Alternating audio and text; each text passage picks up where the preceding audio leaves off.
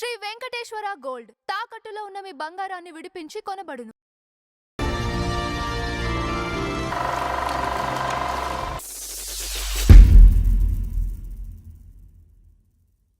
నమస్కారం నందం హరిచంద్ర గారు. నమస్కారం అంజబాబు గారు. ఈరోజు మన ఫ్లాష్ బ్యాక్ లో తెలుగు సినిమాని ప్రపంచ స్థాయికి పరిచయం చేసిన అలనాటి మల్లేశ్వరి మాకు ఒకటి అనుకున్నాం మనం కొన్ని సినిమాలు బిఎన్ రెడ్డి గారు అప్పట్లో. తర్వాత ఇప్పట్లో చూసుకున్నట్టయితే మనకి ఎక్కడి నుంచి స్టార్ట్ అయిందండి? ఏది బాహుబలి కరెక్ట్.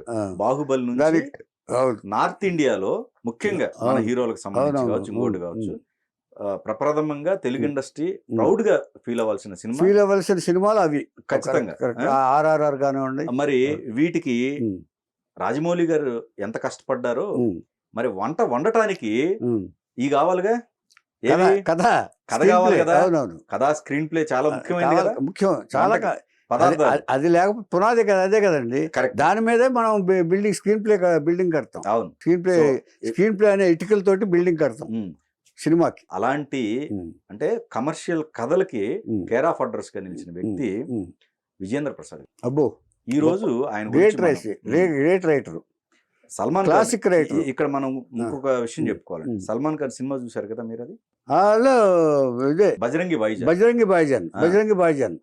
అది ఆ తర్వాత కంగనా రనౌత్ కూడా ఆయన రాశారు. కంగనా రనౌత్ మణికర్ణిక అనే ఒక కథ రాశారు. అది హిందీలో ఆయన చాలా సూపర్ హిట్ అయిన సినిమా సల్మాన్ ఖాన్. ఈయన మొత్తం కెరీర్ లో ఒకటేందంటే, అంటే రచయితగా ఆకాశాన్ని తాకే విధంగా వెళ్ళిపోయారు, కానీ దర్శకత్వంలో మాత్రం ఆయనకి అనుకున్నంత అది ఒకటండి. దర్శకత్వానికి రైటర్కి సంబంధం లేదు. అదేం అనుకోక్కర్లేదు. దర్శకుడిగా ఉండుంటే చాలా మంది ఇలాంటి కథలన్నీ మిస్ అయ్యేవాడు ఆయన. అది కూడా నిజమే. దర్శకుడిగా బిజీ అయితే ఏం చేతంటే కథలు అందించడం అనేది చాలా కష్టం అండి. అది అవును. ఇంచేతంటే స్క్రీన్ లేరు కూడా.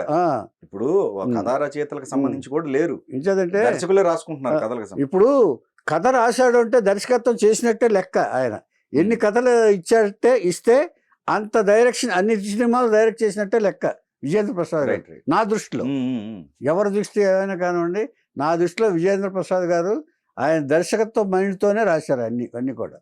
ఆయన మైండ్ కూడా డైరెక్టర్ మైండ్. ఏమండి, తర్వాత యోగి వాల్మీకి లాంటి రచయిత ఆయన.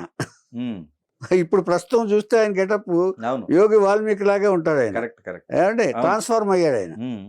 తర్వాత మేధావి, స్వయం కృషితోటి ఎవరి ఇది లేకుండా అంటే తనంతా తానుగా వచ్చి డెవలప్ అయ్యి కథని డెవలప్ చేసుకుని వేరే దీంట్లోంచి వచ్చి, వేరే వాళ్ళ కుటుంబం వ్యాపారాలు కానీ వేరే కానీ ఉంటే వచ్చి దాని నుంచి ఇక్కడికి వచ్చి ఈ ఆర్ట్ సైడు, కళా సైడు డెవలప్ చేసుకుని స్వయం కృషితో పైకి ఎదిగిన మేధావి విజేంద్ర ప్రసాద్ గారు.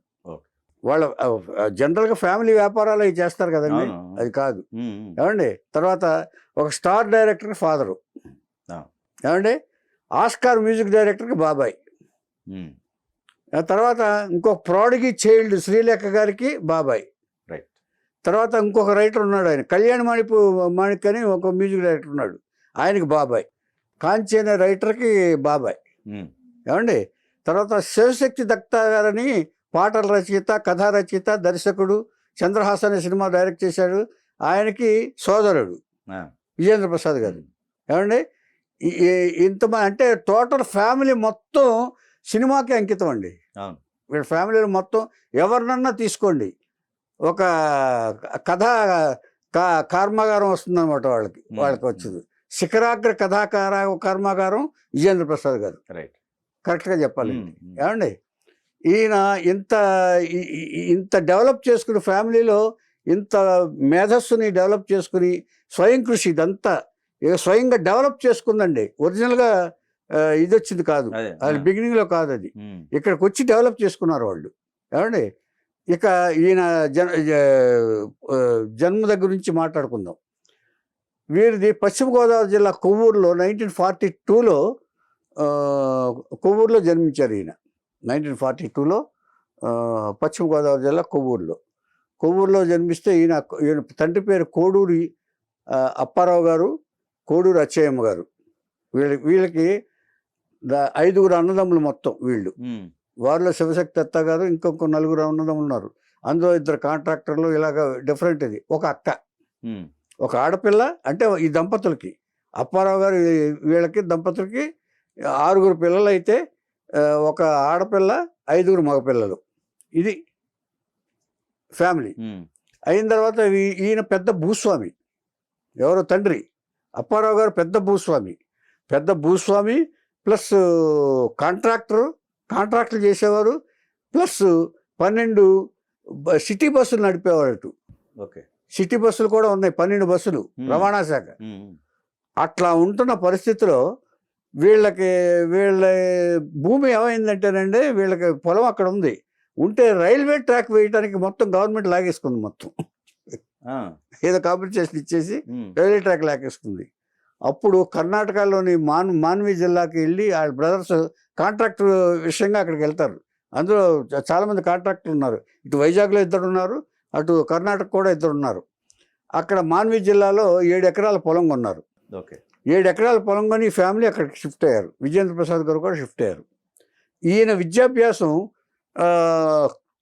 కొవ్వూరు, ఏలూరు, వైజాగ్లో జరిగింది. వైజాగ్లో జరిగినప్పుడు ఈయనకి ఒక టర్నింగ్ పాయింట్. వైజాగ్లో 2 బ్రదర్స్ కాంట్రాక్ట్ చేస్తూ ఉన్నారు అక్కడ. అందుకని అక్కడ చదువుకున్నాడు ఆయన. వైజాగ్లో ఎందుకు చదివారని అడగొచ్చు కదా. అక్కడ ఉన్నారు ఆయన. అక్కడ ఉన్నప్పుడు ఒక ఫ్యామిలీ బర్మా నుంచి ట్రాన్స్ఫర్ అయ్యి వచ్చింది. ఇక్కడ బర్మా నుంచి కాంతిసీకులు వస్తారు చూసారా, బర్మా నుంచి వచ్చేస్తారు ఇండియాకి. వచ్చేసిన ఫ్యామిలీ అక్కడ ఒకటి ఉంది. అక్కడ ఉంటే ఆ ఫ్యామిలీలో రాజనందినే ఒక అమ్మాయి ఒక ఫ్యామిలీలో. ఆయనకి ఆవిడకిను విజేంద్ర ప్రసాద్ గారికి ఒక అండర్స్టాండింగ్ వచ్చి వాళ్ళు ఒకరినొకరు ప్రేమించుకున్నారు. ముందు ప్రేమించుకున్న వరకు జరిగింది, పెళ్లి చేసుకుందాం అనుకున్నారు. ఈ లోపల రాయచూరు దగ్గర మాన్వి జిల్లాకి షిఫ్ట్ అయిపోయారు వీళ్ళు, కర్ణాటక వెళ్ళిన తర్వాత పెద్దవాళ్ళకి చెప్పి అప్పుడు రాజనందిని గారిని వచ్చి ఇక్కడికి వచ్చి పెళ్లి చేసుకుని అక్కడ తీసుకెళ్లారు కాపురానికి. ఎవరికి? రాయచూరు జిల్లా, కర్ణాటక తీసుకెళ్లారు. కొంతకాలం అక్కడ ఉండి మళ్ళీ 77లో వచ్చేసారు అక్కడికి. అంటే పెద్దలు ఒప్పుకున్నారు. ఒప్పుకున్నారు.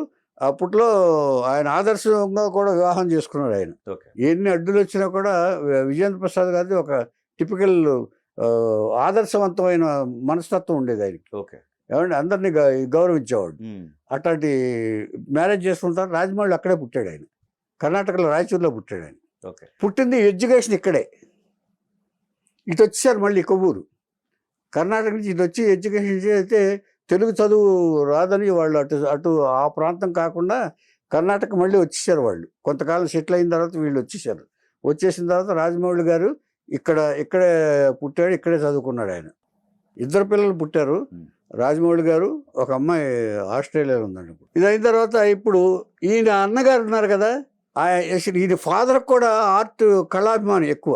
ఎవరు? అప్పారావు గారు కూడా కళాభిమాని.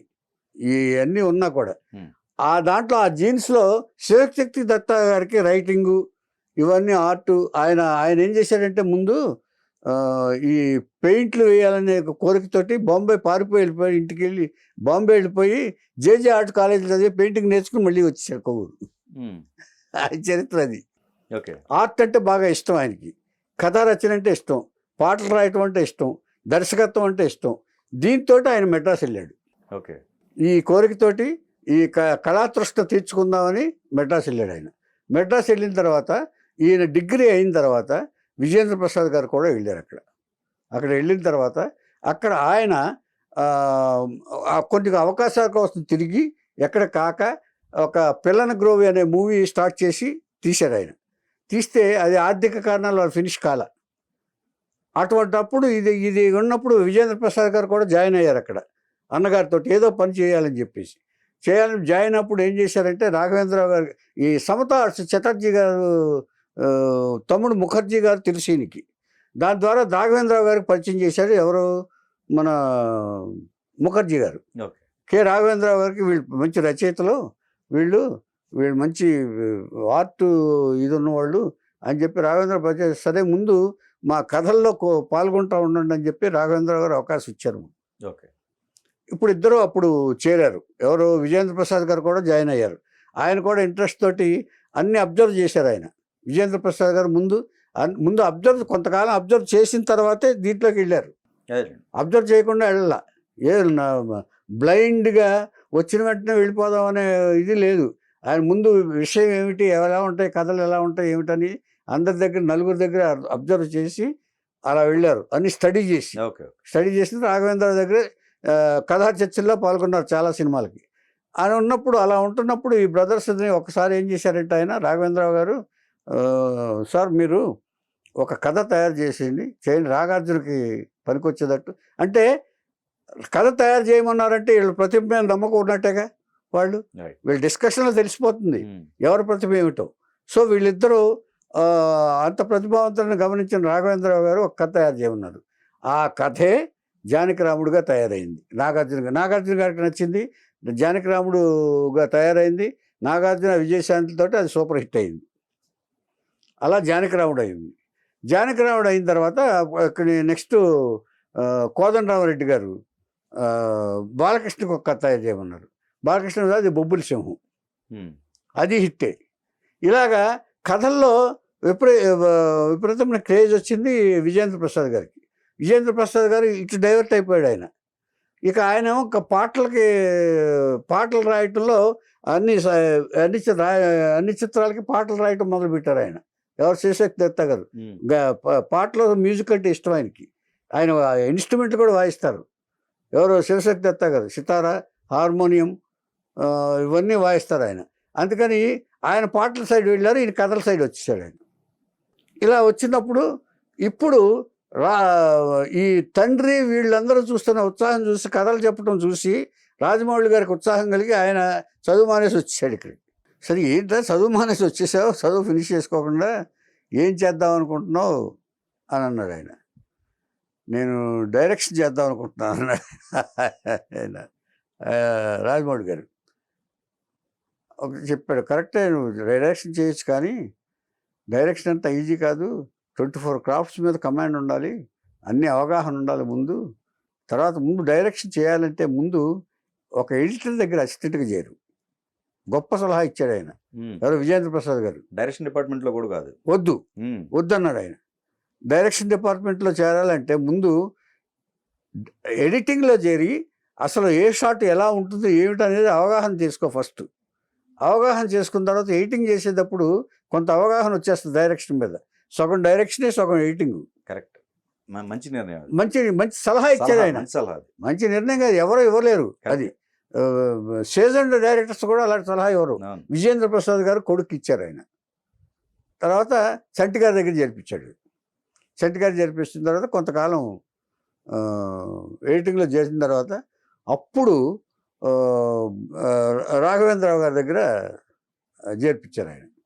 ఏమండి, చేర్పించిన తర్వాత కొంతకాలం చేసిన తర్వాత రాఘవేంద్రరావు గారు, సరే అది ఒక రాజమౌళి గారి కథ సీరియల్కి ఇవ్వటం, తర్వాత స్టూడెంట్ నంబర్ 1 ఇవ్వటం, తర్వాత ఈయన కథలు చెప్పేటప్పుడు ఈ కథలు ఇంట్రెస్ట్గా ఉండేది ఈయనకి. దర్శకుడు అయ్యి స్టూడెంట్ నంబర్ 1 తీసిన తర్వాత ఈయన చెప్పిన కథ ఏదో గుర్తుకొచ్చింది ఆయనకి, రాజమౌళి గారికి. అప్పుడు అది ఎవరో తీసుకోలేదు. అప్పట్లో ఆ కథ ఎవరు తీసుకోకపోతే, మీరు కథ చెప్పారు కదా అని చెప్పి ఒకసారి గుర్తు చేశారు ఫాదర్కి. ఒకసారి ఆ కథ చెప్పండి, అది తయారు చేయండి అని చెప్పాడు. అది ఆ కథని మళ్ళీ జూనియర్ ఎన్టీఆర్ తోటి సెకండ్ పిక్చర్గా తీశాడు ఆయన. ఎవరు, రాజమౌళి గారు. స్టూడెంట్ నంబర్ 1 ఫస్ట్ కదా, ఆ తర్వాత అది రాఘవేంద్రరావు గారి పర్యవేక్షణలో తీశారు. ఆ సెకండ్ పిక్చర్ సింహాద్రికి ఈయన కథ అందించాడు. అదే సూపర్ టూపర్ హిట్ అయిన సింహాద్రి. జూనియర్ ఎన్టీఆర్తో తీశాడు. బ్రహ్మాండమైన హిట్ ధరించి కొడుకు కెరీరు దాంతో సెటిల్ అయిపోయింది. దానికి కథనిచ్చాడు. ఆ తర్వాత రమా ఫిల్మ్స్ మన కైకాల సత్యనారాయణ గారు, నాగేశ్వరరావు గారు వచ్చి ఒక కథ ఇవ్వండి, దాసనారాయణరావు డైరెక్టరు, ఆయన రమ్మన్నారు అని చెప్పేసి తీసుకెళ్తే ఆయనకి కథ ఇచ్చాడు. కుటుంబ కథా చిత్రం బంగారు కుటుంబం, నంది అవార్డు కూడా వచ్చింది దానికి. రైట్. బి గోపాల్ గారు కథ అడిగాడు. కథ అడిగితే ఏం కథ ఇవ్వాలి, బాలకృష్ణ గారికి కథ అడిగాడు. బాలకృష్ణ గారు అంటే ఎమోషనల్గా ఇవ్వాలి, ఎలా ఇవ్వాలి అని ఆలోచించాడు ఆయన. ఆలోచిస్తే ఒక మిత్రుడు, విజయవాడలో ఒక మిత్రుడు ఒకటి చెప్పాడు, ఒక కథ చెప్పాడు. ఒకసారి విజయవాడ స్టేషన్లో వంగవీటి రంగ గారును ఈయనకి పడేది కాదు, ఈ నెహ్రూ దేవినేని నెహ్రూ గారికి పడేది కాదు. వాళ్ళిద్దరూ ఒకసారి ఈయన ట్రైన్ దిగుతున్నాడు, ఒక ఆయన ట్రైన్ ఎక్కుతున్నాడు. ఇది వీళ్ళిద్దరూ కలుస్తుంటే, ఆ ట్రైన్ దగ్గర కలుస్తుంటే స్టేషన్ అంతా ఉనిగిపోయింది. మళ్ళీ ఎక్కడ కొట్టుకుంటారో, ఎక్కడ వీళ్ళందరూ ఈ గ్రూపులందరూ కొట్టుకుని స్టేషన్ అంతా అడావుడైపోద్దని పోలీసులు అలర్ట్ చేశారు అని ఒక ఇన్సిడెంట్ చెప్పాడు ఆయనకి. అది పట్టుకున్నాడు ఆయన. అది పట్టుకుని కథ తయారు చేశాడు ఆయన. అదే సమరసింహారెడ్డి బాలకృష్ణ గారికి సూపర్ డూపర్ హిట్ అయింది. అదే బాలకృష్ణ గారు ట్రైన్ దిగుతూ ఉంటే జయప్రకాష్ రెడ్డి గారు వచ్చి అక్కడ ట్రైన్లో మాట్లాడతారు కదా, అది ఆ సీన్ పెట్టుకునే కథ తయారు చేశాడు ఆయన సమరసింహారెడ్డి. ఆ తర్వాత బొబ్బిలి సింహం, ఆ తర్వాత వరుసగా ఇక ఈయన దగ్గరికి వచ్చేటప్పటికి మగధీర, ఆర్ఆర్ఆర్, సై, ఇక రాజమౌళి గారి సినిమాలు మొత్తం ఈయనే. విక్రమార్కుడు, యమదొంగ, తర్వాత ఈగ, బాహుబలి 1 and 2, తర్వాత ఆర్ఆర్ఆర్, ఇలాంటి ఈ సినిమాలన్నీ కూడా రాజమౌళి గారి సినిమాలన్నీ ఈయన కాళ్ళతోనే తయారయ్యాయి. మరి అంటే రాజమౌళి గారి ఇన్వాల్వ్మెంట్ ఉన్నా కూడా ఈ మెయిన్ పార్ట్ అంతా ఈయన తయారు చేసేవాడు. ఇక వరుసగా ఈయన ఇక్కడితోనే ఆగకుండా జలపాతంలాగా కథలు తయారు చేసుకోవడం మొదలుపెట్టాడు ఈయన. విజయేంద్ర ప్రసాద్ గారికి కథలంటే ఒక వరుసగా 5 వచ్చేసినాయి. ఇక అక్కడి నుంచి ఆయన అంటే commercial elements plus family sentiments అన్నీ పట్టుకుంటాడు. ఒక కథలో ఉండేట్టుగా చూసుకుంటున్నారు ఆయన. సెంటిమెంట్ ఏమైనా మిస్ అవ్వాలా, ఏది కావాలో ఎంత కావాలో అది చేస్తున్నారు ఆయన. ఆ తర్వాత ఈయన ప్రతిభ తెలిసిన బాలీవుడ్ నుంచి కవర్ వచ్చింది. అదే సల్మాన్ ఖాన్ తోటి ఒక పాప మిస్ అయితే పాకిస్తాన్ చేర్చే కథతోటి బజరంగి భాయిజాన్ ఇచ్చాడు ఆయన. ఆ తర్వాత ఈయన ప్రతిభ తెలిసిన కంగనా రనౌత్తో కథ అడిగితే మణికర్ణ కానీ ఒక కథ ఆవిడకి ఇచ్చాడు. ఈ 2 బాలీవుడ్లో ఇది వచ్చినాయి. అయిన తర్వాత ఈయన ప్రతిభ మెచ్చిన సురేష్ రామానాయుడు గారు ఈయన ఒక కథ చెప్తే డైరెక్షన్ చేయమన్నారు. అదే శ్రీకృష్ణ 2006, అది యావరేజ్గా ఆడింది, అది పర్లేదు. ఆ తర్వాత రాజన్ అని నాగార్జునతో తీశారు ఒక తెలంగాణ దీంతో. ఆ తర్వాత శ్రీవల్లి అని ఒక పిక్చర్ తీశారు. 3 పిక్చర్లు డైరెక్ట్ చేశారు. రాజమౌళి గారికి ఆత్మ కథ కర్మాగారం ఈయన అయిపోయాడు. ఆయన శిఖరాగ్ర కథా కర్మాగారం విజయేంద్ర ప్రసాద్ గారు నా దృష్టిలో.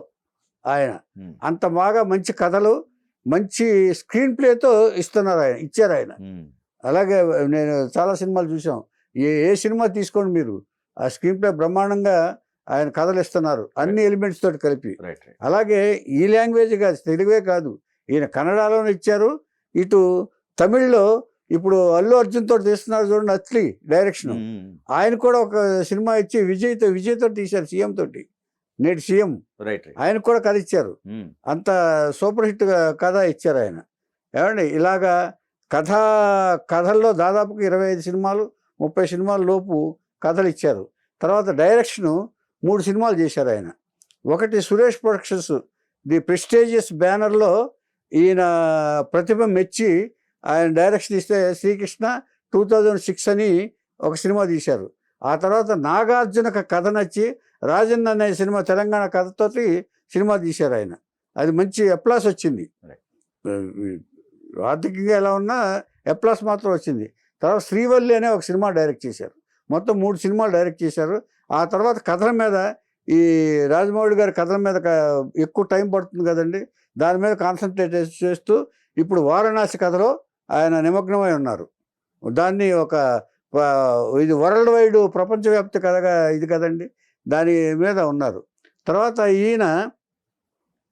ఈయన క్యారెక్టర్ వైజ్గా ఈ మధ్య ఒక స్టేజ్ మీద ఒక విషయం బయట పెట్టారు ఆయన ఫ్యామిలీ గురించి, ఆయన దీని గురించి, పూర్వీకుల గురించి. ఏంటంటేనండి, వాళ్ళు ఈ దళితుల్ని ఎప్పుడో పూర్వపు పెద్దలు ఎప్పుడో అవమానించారని చెప్పి దానికి ఆయన ఫీల్ అయ్యి, ఇదివరకు అప్పుడు చేసింది కూడా తప్పే, అది నాకు అప్పుడు చిన్నతనంలో తెలియలేదు, ఇప్పుడు ఆలోచిస్తే మా పెద్దవాళ్ళు ఎంత తప్పులు చేశారని నాకు అనిపిస్తుంది ఇప్పుడు, అంచేత ఆ బాధతోటి నేను ఇప్పుడు వ్యక్తపరుస్తున్నాను అనేది. అంచేత వారి తరపున నేను అందరినీ క్షమాపణ కోరుకుంటున్నాను, ఎప్పుడు మనుషులందరూ సమానమే అని నాకు తెలుసు అని ఆయన ఈ మధ్య బాధ వ్యక్తం చేశారు. అంచేత అలాంటి మనస్తత్వం వచ్చిందంటే ఆయన ఋషి అయినట్టు లెక్క. ఆయన ఎంచేతంటే ఎప్పుడో జరిగిన విషయాన్ని ఇప్పుడు చెప్పాల్సిన అవసరం లేదు, కానీ ఆయన చెప్పి బాధపడి ఆ వ్యక్తుల పట్ల ఎంత గౌరవించాలని ఆయన స్టేజ్ మీద చెప్పారు అంటే విజయేంద్ర ప్రసాద్ గారి గొప్పతనానికి హ్యాట్స్ ఆఫ్. ఇది విజయేంద్ర ప్రసాద్ గారు. తర్వాత ఈయన శ్రీమతి గారు దురదృష్టవశాత్తు ఆ మధ్యన పోయారు, రాజనందిని గారు చనిపోయారు. తర్వాత కొడుక్కి మార్గదర్శి కూడా రాజనందిని గారేనండి. ఎప్పుడు ఏదైనా మంచి సినిమా ఉంటే ఆవిడ కూడా ఇంట్రెస్ట్ తోటి ఈ రాజమౌళి గారు ఇంట్రెస్ట్గా పెరగటానికి, సినిమా పట్ల ఇంట్రెస్ట్ పెరగడానికి కూడా తల్లి గారు కారణం. ఏదైనా మంచి సినిమా వస్తే నువ్వు చూసిరా నాన్న అని చెప్పి డబ్బులు ఇచ్చి పంపించేదంట ఆవిడ, రాజనందిని గారు. ఆయన ఆ స్టేజ్ మీద ఎమోషన్ అయ్యారు రాజమౌళి, మీకు గుర్తుందా రాజమౌళి గారు? నేను చూడ ఆ టైంలో మా అమ్మగారు తల్లి గురించి వచ్చినప్పుడు ఆ పాట. అవునవును, కరెక్ట్. అంచేత ఇలాగా అంటే టోటల్ ఫ్యామిలీ అంతా దీనికి అంకితం అండి, కళకి అంకితం. ఒక విధంగా చెప్పాలంటే సినిమా మాట అనేది నేను మా అన్న కానీ కళాభిమానులు కళకే అంకితమైన ఫ్యామిలీ మొత్తం, ఈ ఫ్యామిలీ మొత్తం వీళ్ళు బంధువర్గంతో సహా మొత్తం సినిమాకి అంకితం అయిపోయారు, కళకి అంకితం. అయితే నాకు ఒక డౌట్ అండి, విజయేంద్ర ప్రసాద్ గారు ఇప్పుడు యాక్చువల్గా వాళ్ళ ఇంటి పేరు ఏదైతే ఉందో ఎందుకు మార్చుకోవచ్చాల్సిందంటే ఇది కూడా ఆయన గొప్పతనమేనండి. ఆయన యొక్క సర్వమానవ సౌభ్రాతృత్వానికి నిదర్శనం విజయేంద్ర ప్రసాద్ గారు. ఈ కోడూరు అని ఉంటే క్యాస్ట్ బయటపడుతుంది, క్యాస్ట్ లాగా చూస్తారు నన్ను, అంటే క్యాస్ట్ అనేది మనం ఉండకూడదు అని చెప్పేసి ఆయన కోడూరు అనేది తీసేసి విజయేంద్ర ప్రసాద్ అని పెట్టుకున్నారు. ఆయన కోడూరు అని తీసేయడానికి కారణం క్యాస్ట్ బయటపడకూడదని. దీనివల్ల క్యాస్ట్ అంటారు మన అని చెప్పి చాలామంది ఇదవుతారు. అంచేత ఆ ఇంపాక్ట్ కలగకూడదని చెప్పి నేను క్యాస్ట్కి అతీతుడిని, అందరూ మానవులే. అందుకనే కదా ఆయన దళితుల గురించి చెప్పారు మొన్న స్టేజ్ మీద. అంతకు ముందే ఇంటి పేరు తీశారు, ఈయన ఇంటి పేరుతో పిలిపించుకోవాలి ఎప్పుడు కూడా. అందుకని దానికి పరాకాష్ట మొన్న ఆయన దళిత ఆ పూర్వీకుల గురించి చెప్పడం, పూర్వీకుల గురించి చెప్పి ఈయన క్షమాపణ చెప్పాడంటే దీన్ని బట్టి ఆయన మానవత్వ దృష్టి, ఆయన యొక్క క్యారెక్టరు ఆయన ఇచ్చేసుకోవచ్చు మనం. ఇచ్చేదంటే ఒక పరిపక్వత చెందిన మానవుడిగా ఆయన రూపొందాడండి అప్పుడు ఆయన విజయేంద్ర ప్రసాద్ గారు. ఆయన మనం మామూలు మనిషిగా చూడక్కర్లే, ఒక ఋషిలాగా చూస్తున్నాను నా దృష్టిలో. ఇంటి పేరు గురించి ఇంకొక వర్షన్ కూడా ఉంది, అంటే నాకు తెలిసింది నేను చెప్పాను, కానీ ఇంకొకటి కూడా విన్నాను నేను. అదేమిటంటే ఈయన మన అన్నయ్య శివదత్త దత్త గారు ఆయన కొంతకాలం తర్వాత ఆధ్యాత్మికంలోకి వెళ్ళిపోయారు. ఆయన కంప్లీట్ మానవులందరూ ఒకటే, మనందరం ఒకటే, దీని మీద ఇంటి పేర్లు కానీ ఇది కానీ కుల మతాలకు అతీతంగా మనం ఉండాలి అని చెప్పేసి అందరినీ ఈ ఇంటి పేర్లు తీసేయించి ఫ్యామిలీ మెంబర్స్ అందరినీ, అలా కీరవాణి గారికి కూడా మరకతమణి అని పెట్టారు ఆయన ఎంఎం కీరవాణి గాని మరకతమణి. ఇలాగ ఒక డిఫరెంట్ వేలో ఆలోచించి ఆయన సర్వమానవ సౌభ్రాతృత్వం అనే పాయింట్ మీద ఆయన ఆధ్యాత్మికంగా వెళ్ళిపోయి ఆయన పాటలు కూడా అలాగే రాసేవారు. ఏమండి దాంట్లో ఈయన పేరు కూడా తీశారు, విజయేంద్ర ప్రసాద్ గారికి కూడా. ఫ్యామిలీ మెంబర్స్ అందరినీ కూడా కొంచెం ఆయన ఈక్వాలిటీ మీద ఆయన బేస్ అయ్యారనమాట. దానివల్ల కూడా మార్పు వచ్చిందని నేను విన్నాను కొంచెం.